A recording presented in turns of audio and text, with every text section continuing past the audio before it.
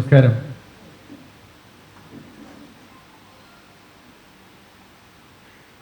അയോധ്യയിലെ ശോകമുഖമായ അന്തരീക്ഷത്തിൽ ഭരതൻ ശ്രീരാമചന്ദ്രനെ കാണുവാൻ വനത്തിലേക്ക് പുറപ്പെടാൻ തീരുമാനിച്ചു.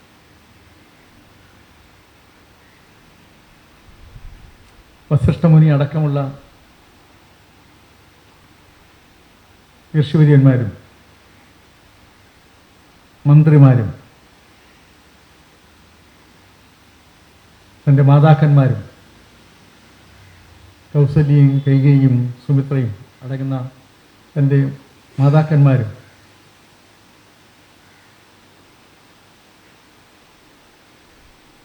സേനാംഗങ്ങളും ഒന്നിച്ചു ചേർന്ന് എല്ലാവിധ സൗകര്യങ്ങളോടുമുള്ള സാധാരണ വലിയ ഘോഷയാത്ര നടത്തുവാൻ തയ്യാറാകുന്നത് പോലെ, പക്ഷേ ഒച്ചയും ബഹളവുമില്ലാതെ ഘോഷയാത്രയുടെ സ്വഭാവമില്ലാതെ എല്ലാവരും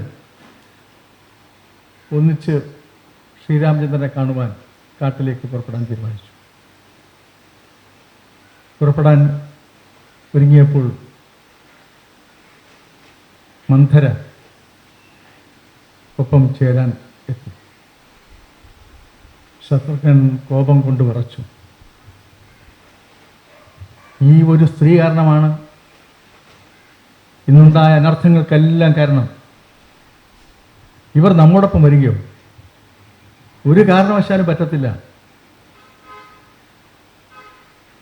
അപ്പോൾ ഭരതൻ ക്ഷമയോടെ ശത്രുവിനോട് പറഞ്ഞു,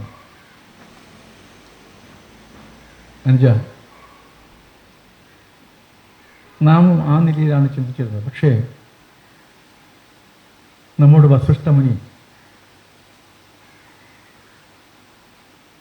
പറഞ്ഞ കാര്യം ഞാൻ നിന്നോട് പറയുകയാണ്.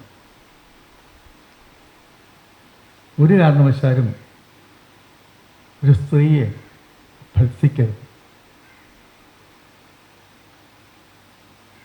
അവർ നമ്മുടെ അമ്മയുടെ തോഴിയാണ്.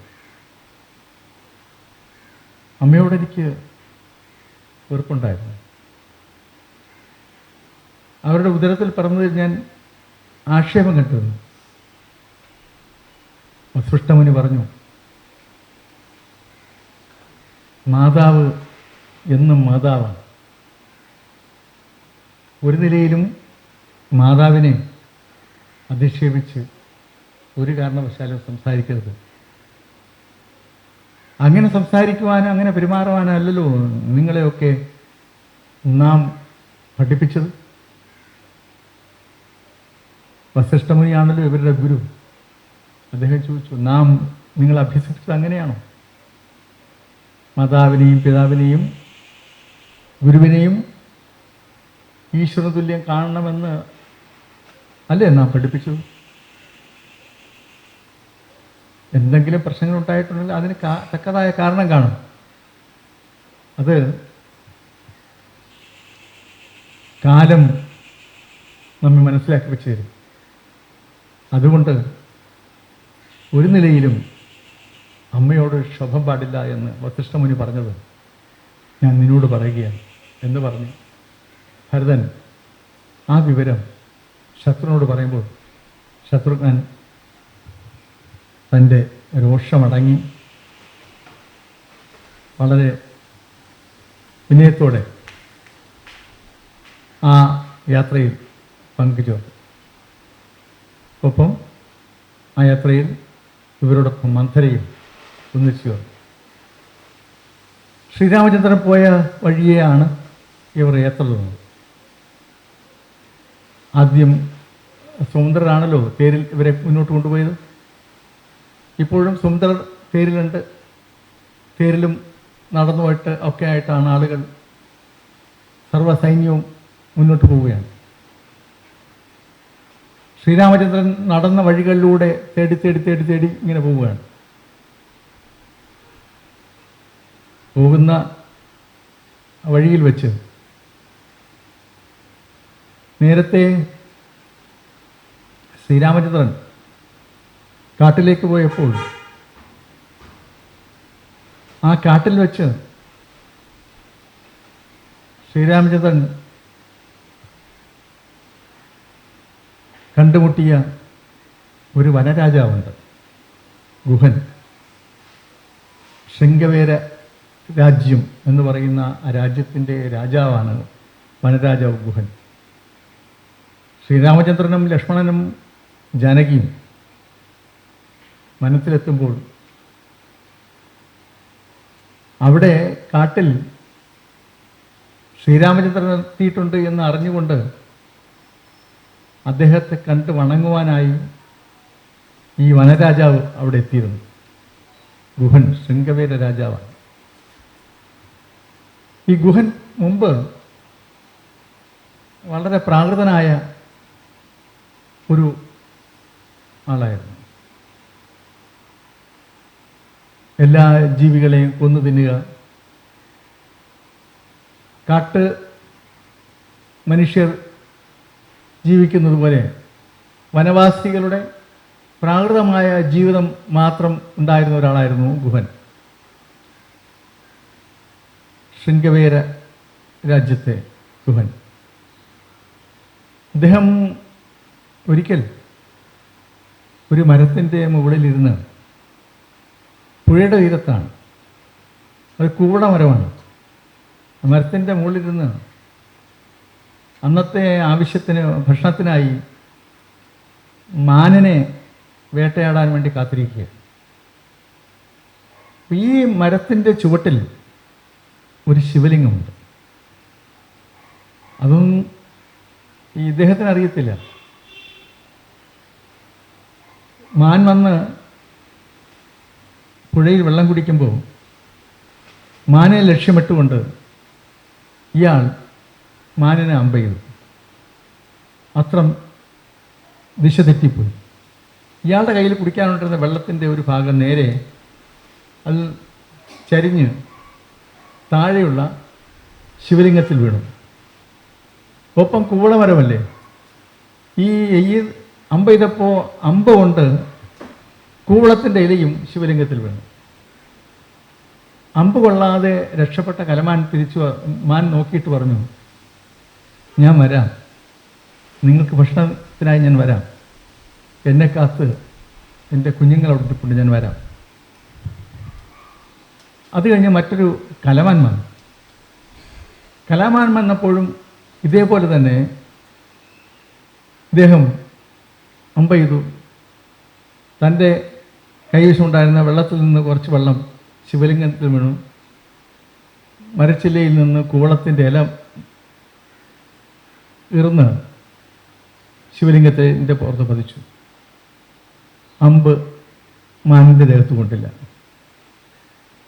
മാൻ വെള്ളം കുടിച്ചിട്ട് മാൻ തിരിച്ച് ഇയാളെ നോക്കി പറഞ്ഞു, ഞാൻ പോയിട്ട് വരാം, നിങ്ങളുടെ ആഹാരത്തിന് വേണ്ടിയല്ല, ഞാൻ വരാം. അപ്പോൾ കുറേ കഴിഞ്ഞപ്പം മറ്റൊരു മാൻ വന്നു, ഒരു പേടമാൻ. അപ്പോൾ ആ മാൻ വന്നിങ്ങനെ വെള്ളം കുടിക്കുമ്പോഴും ഇത് സംഭവിച്ചു. അമ്പ് തെറ്റിപ്പോയി. കൂവളത്തിൻ്റെ ഇലയും മുറിഞ്ഞ് ശിവലിംഗത്തിന് മേൽ വീണു, വെള്ളം വീണു. അത് കഴിഞ്ഞ് ആ മാനും ഇയാളുടെ മുഖത്ത് നോക്കി പറഞ്ഞു, വരാം. കുറച്ച് കഴിഞ്ഞപ്പോൾ ഈ 3 മാനുമായി മടങ്ങി വരികയാണ്. മടങ്ങി വന്നിട്ട് ആ മാനുകൾ വന്ന് നിരനിന്നിട്ട് ഈ വനവാസിയോട്, ഈ പ്രാകൃത ജീവിയോട്, പ്രാകൃത മനുഷ്യനോട് പറഞ്ഞു, ഞങ്ങളിതാ വന്നിരിക്കുന്നു, ഞങ്ങൾ വാക്ക് പാലിച്ചിരിക്കുന്നു. 2 കുഞ്ഞുങ്ങളുണ്ടായിരുന്നു. ആ കുഞ്ഞുങ്ങളെ സുരക്ഷിതമായി അവിടെ സൗകര്യപ്പെടുത്തിയിരുത്തണമായിരുന്നു. അതിനുശേഷമാണ് ഞങ്ങൾ വരാൻ തീരുമാനിച്ച് വന്നിരിക്കുന്നത്. ഇനി നിങ്ങൾക്ക് ഞങ്ങളെ 3 കൊന്ന് ഭക്ഷിക്കാം. ഇത് പറയുമ്പോൾ ഈ 3 മാനിനെ കൊല്ലാൻ വേണ്ടി ഇയാൾ അസ്ത്രമെയ്തു. ആ അസ്ത്രം പതുപോലെ ഇവരുടെ ദേഹത്ത് പതിച്ചില്ല. കയ്യിലുണ്ടായിരുന്ന വെള്ളത്തിൻ്റെ ബാക്കി കൂടി കമിഴ്ന്ന് ശിവലിംഗത്തിൽ വീണു. കൂവളത്തിൻ്റെ ഇലയും മുറിഞ്ഞു വീണു. 4 പ്രാവശ്യം തുടരെ ശിവലിംഗത്തിൽ ജലാഭിഷേകം നടത്തുകയും കൂവളത്തിൻ്റെ ഇലയിടുകയും ചെയ്തപ്പോൾ പരമശിവൻ പ്രത്യക്ഷനായി.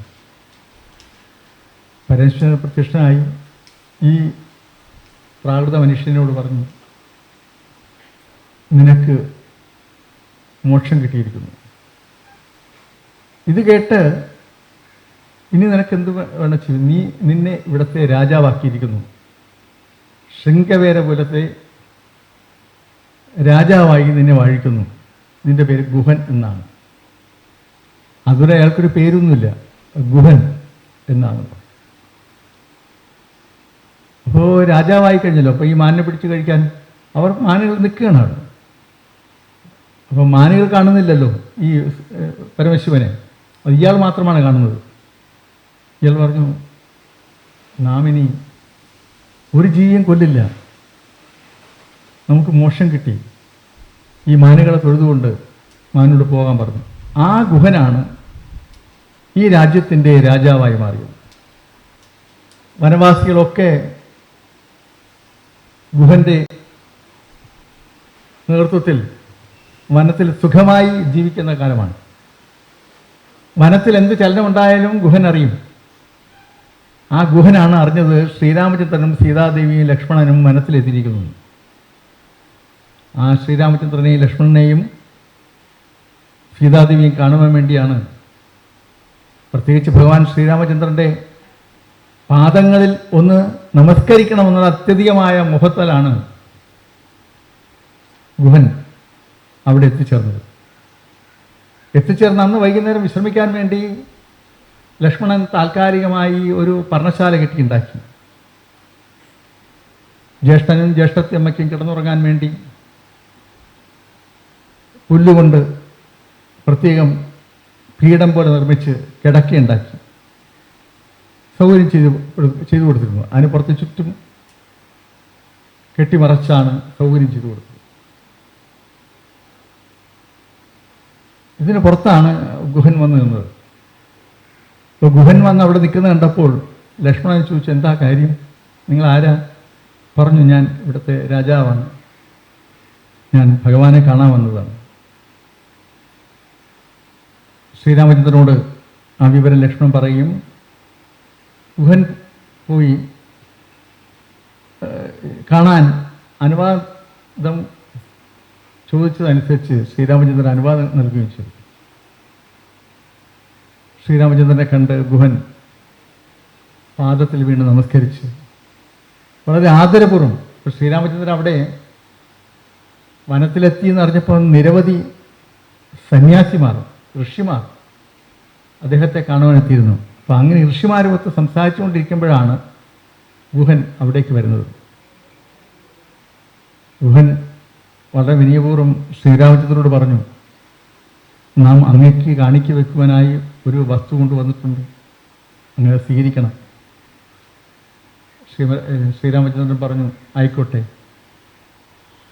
അപ്പോൾ ഒരു വലിയ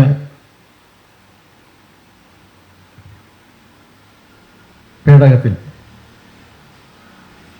ഗുഹൻ നേരെ ശ്രീരാമചന്ദ്രൻ്റെ മുന്നിൽ വെച്ചിട്ട് പറഞ്ഞു, ഇത് നല്ല തേനിൽ വിളയിച്ചെടുത്ത മത്സ്യമാണ്, അങ്ങയ്ക്കായി പ്രത്യേകം കൊണ്ടുവന്നതാണെന്ന്. ശ്രീരാമചന്ദ്രൻ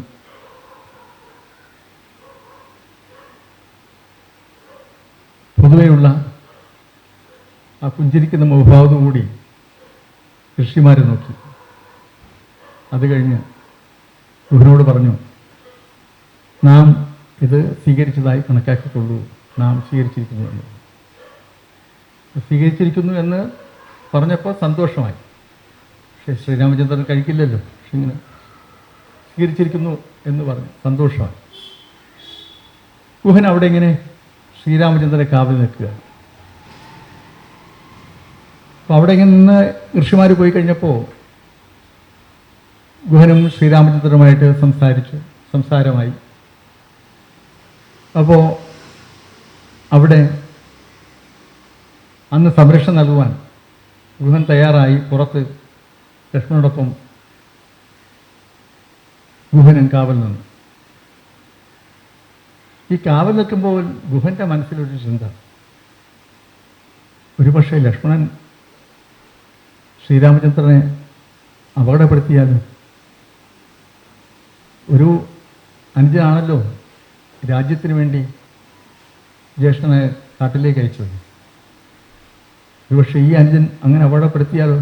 അതുകൊണ്ട് ഉറങ്ങാതെ ഇങ്ങനെ സൂക്ഷിച്ച് കാത്തു നിൽക്കുക. അപ്പം ലക്ഷ്മണന് ഒരു സംശയം, ഈ ഗുഹൻ എങ്ങനെയുള്ള ആളാണെന്ന് അറിയില്ലല്ലോ, അപകടപ്പെടുത്തിയാലോ ജ്യേഷ്ഠനെ. ആ നിലയിൽ ഇങ്ങനെ അവർ പരസ്പരം നോക്കിയെന്നു എന്നാണ് പറയുന്നത്. ഇവർ രണ്ടുപേരെ നോക്കിക്കൊണ്ട് ഗുഹൻ്റെ പടയാളികൾ ആ വനത്തിന് ചുറ്റും ഇങ്ങനെ കാവലായിരുന്നു. പിറ്റേന്ന് രാവിലെ ആയപ്പോൾ ശ്രീരാമചന്ദ്രൻ ഗുഹനോട് പറഞ്ഞു, നമുക്ക് പോകണം, അതിന് സോണുകൾ ശരിയാക്കണം എന്നിങ്ങനെ പറഞ്ഞു. അങ്ങനെ പോകാൻ തയ്യാറായപ്പോൾ ഗുഹന് ഭയങ്കര വിഷമമായി. ഗുഹൻ പറഞ്ഞു, അങ്ങ് എവിടെ പോകാൻ? ഇവിടെ എല്ലാ സൗകര്യമുണ്ട്. ഈ രാജ്യത്ത് അങ്ങയ്ക്ക് താമസിക്കാൻ ഞാൻ അങ്ങയുടെ ദാസനായി കഴിഞ്ഞുകൊള്ളാം.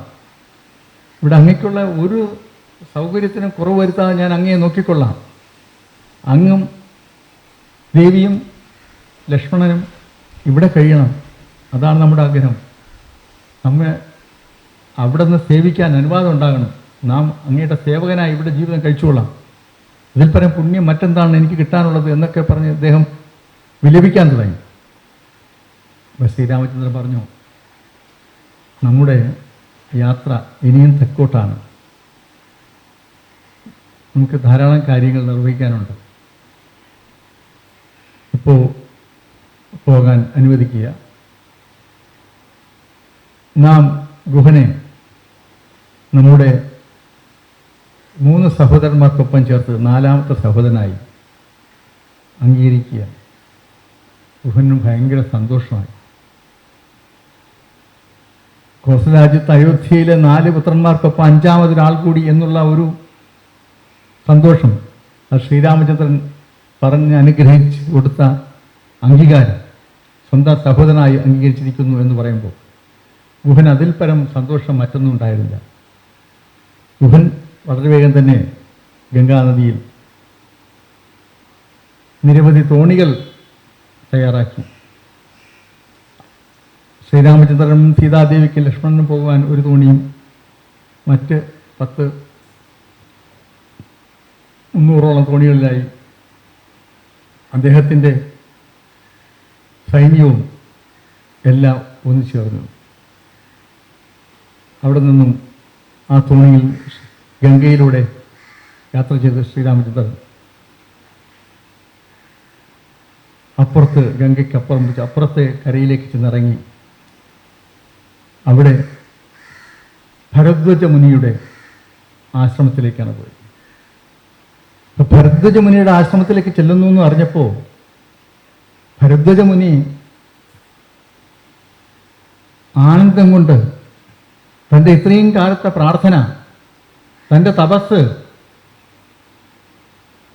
അർത്ഥപൂർണമായിരിക്കുന്നു എന്ന് പ്രാർത്ഥിച്ചുകൊണ്ട്, ജയരാമ രാമ എന്ന് മന്ത്രം ജപിച്ചുകൊണ്ട് ശ്രീരാമചന്ദ്രനെ വരവേൽക്കുവാനായി കാത്തുനിന്നു.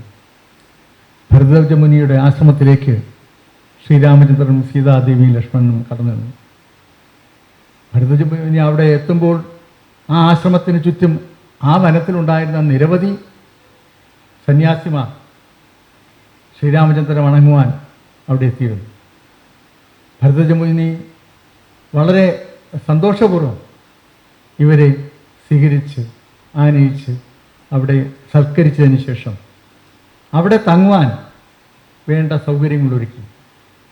അപ്പോൾ ശ്രീരാമചന്ദ്രൻ പറഞ്ഞു, നാം ഇവിടെ തങ്ങുവാൻ ആഗ്രഹിക്കുന്നില്ല, ചിത്രകൂടത്തിലേക്ക് പോകാനാണ് ആഗ്രഹിക്കുന്നത്. അപ്പോൾ അത് ഭരതജമുനിക്ക് വലിയ വിഷമമായി. അപ്പോൾ ഭഗവാൻ പറഞ്ഞു, നാം ഇവിടെ വരാം, പിന്നീട് വരാം, മറ്റൊരവസരത്തിൽ വരാം. ഇപ്പോൾ നാം ചിത്രകൂടത്തിൽ പോകാൻ ആഗ്രഹിക്കുന്നു. അങ്ങനെ ചിത്രകൂടത്തിലേക്ക് പോകാനുള്ള വഴിയിലൂടെ ചിത്രകൂടത്തിലേക്ക് പോയി. ചിത്രകൂടത്തിൽ ചെന്ന് അവിടെ പർണശാല നിർമ്മിച്ച് താമസമാക്കി. പർണശാല വളരെ വേഗമാണ് ലക്ഷ്മണൻ ഒരുക്കിയത്. പർണശാല ഒരുക്കി വളരെ സൗകര്യപൂർവമായുള്ള ഒരു കൊട്ടാരത്തിന് സമാനം എന്ന് വിശേഷിപ്പിക്കപ്പെടുന്ന നിലയിലാണ്. വളരെ മനോഹരമായ പർണശാല ലക്ഷ്മണൻ ഇങ്ങനെ തയ്യാറാക്കി ഒരുക്കിയപ്പോൾ ഇത് കണ്ട് ശ്രീരാമചന്ദ്രൻ സീതാദേവിയോട് പറയാം, ലക്ഷ്മണനോട്, ഇവൻ ഇത് എവിടെ നിന്നാണ് ഇതൊക്കെ പഠിച്ചത്? ഇത്ര മനോഹരമായ ഒരു പർണശാല ഒരുക്കുന്നതിന് വേണ്ടി ഇവന് കഴിഞ്ഞിരിക്കുന്നല്ലോ. അപ്പോൾ സീതാദേവിയും പറഞ്ഞു, ലക്ഷ്മണൻ്റെ കഴിവിനെക്കുറിച്ച് പ്രകീർത്തിച്ചു.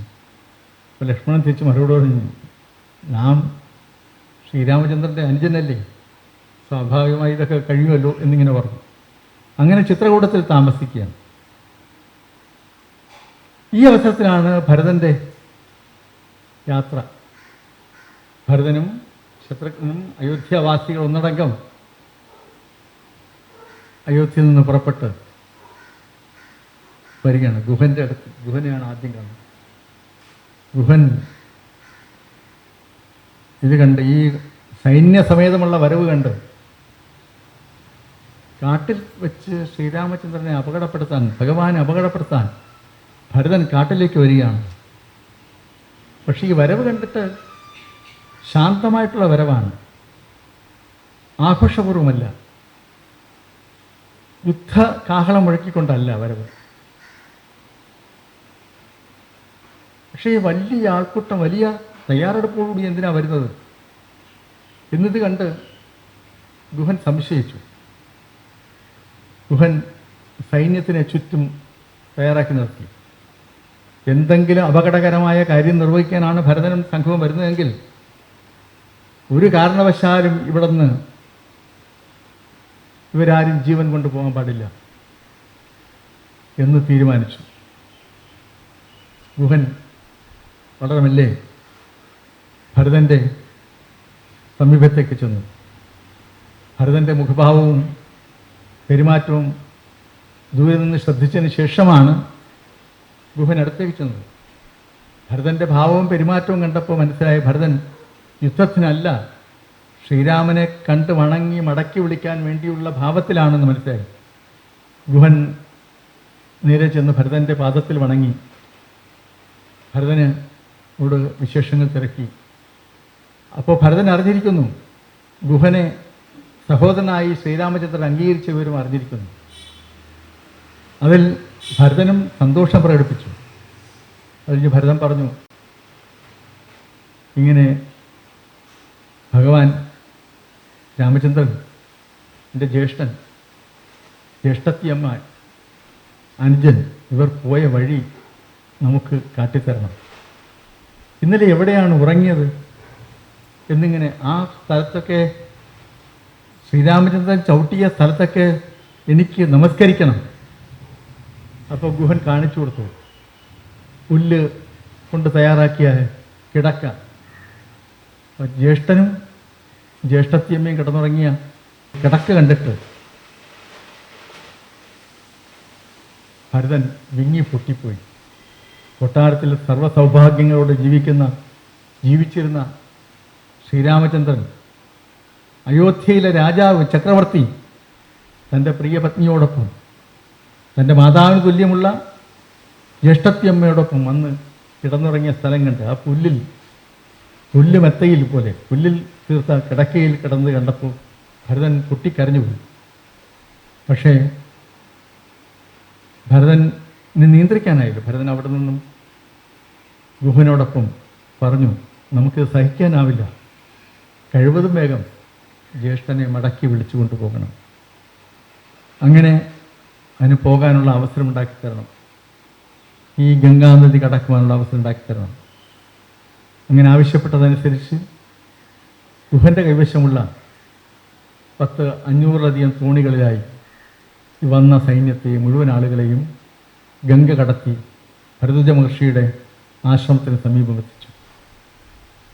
ഭരദ്വാജ മഹർഷിയുടെ ആശ്രമത്തിൽ ഇവരെല്ലാവരും ഒന്നിച്ചു ചേർന്നു. ഭരദ്വാജ മഹർഷിക്ക് ഭയങ്കര സന്തോഷമായി. ശ്രീരാമചന്ദ്രൻ്റെ സഹോദരൻ ഭരതൻ, അതുപോലെ മഹാറാണി കൗസല്യ, കൈകേയി, സുമിത്രാദേവി, വസിഷ്ഠമുനി എല്ലാവരും വന്നിരിക്കുക. ഇത്രയധികം ആളുകൾ, സൈന്യം സമ്പൂർണ്ണ സൈന്യ സൗകര്യങ്ങളോട് വന്നിരിക്കുക. അപ്പോൾ അവർക്ക് വേണ്ടുന്ന വിഭവങ്ങൾ ഒരുക്കുവാൻ ഭരദ്വാജമുനി തൻ്റെ കൈവശമുള്ള കാമധേനുവിനോട് അഭ്യർത്ഥന നടത്തി. വളരെ വിശിഷ്ടമായ വിഭവങ്ങൾ നിമിഷങ്ങൾ കൊണ്ട് തന്നെ അവിടെ തയ്യാറാക്കപ്പെട്ടു. മുഴുവൻ സൈന്യവും സകലമാന പേരും സർവ ആഹാരവും കഴിച്ച് അടുത്ത് ശ്രീരാമചന്ദ്രനെ തേടിയുള്ള യാത്ര തുടങ്ങുക. ചിത്രകൂടത്തെ ലക്ഷ്യമാക്കി ഇവർ നടക്കുക. വളരെ അകലെ നിന്ന് ലക്ഷ്മണൻ ഈ കാഴ്ച കണ്ടു. ഭരതൻ സൈന്യസമേതം നടന്നു വരുന്നത്. ഭരതൻ ജ്യേഷ്ഠനെ അപകടപ്പെടുത്താൻ വരുന്നതാണോ വീണ്ടും യുദ്ധം ചെയ്യാൻ? ലക്ഷ്മണൻ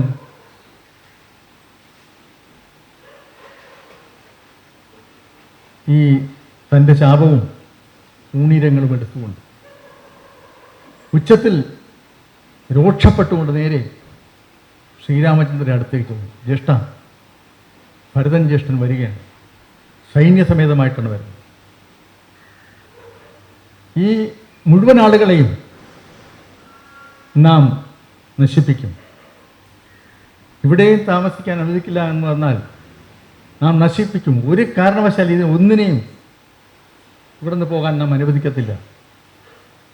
അപ്പോൾ ശ്രീരാമചന്ദ്രൻ പറഞ്ഞു, ശാന്തമായി പറഞ്ഞു, നമുക്കറിയാം അനുജ,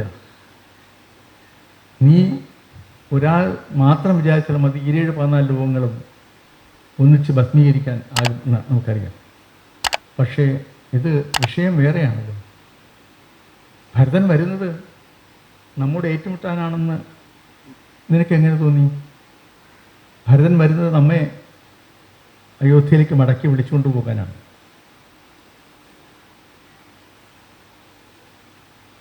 അത് കേട്ടപ്പോൾ ലക്ഷ്മണൻ്റെ മുഖത്ത് ഉരുണ്ടുകൂടിയ ആ രോക്ഷം